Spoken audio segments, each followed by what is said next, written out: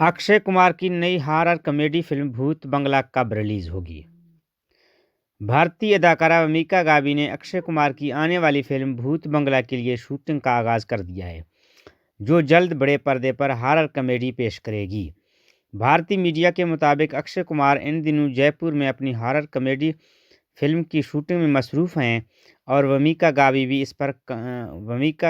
इस पर काम शुरू कर चुकी हैं। अदाकारा ने अपने सोशल मीडिया अकाउंट पर एक तस्वीर शेयर की है, जिसमें उन्होंने अपना चेहरा छुपाया हुआ है।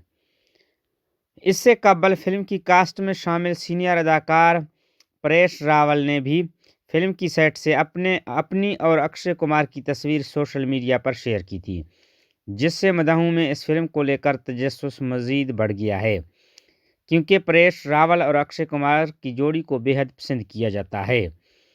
याद रहे कि गुज़श्ता माह अक्षय कुमार ने अपनी इस फिल्म का पहला पोस्टर मदाहों के साथ शेयर किया था और ऐलान किया था कि भूत बंगला 2 अप्रैल 2026 को रिलीज़ की जाएगी।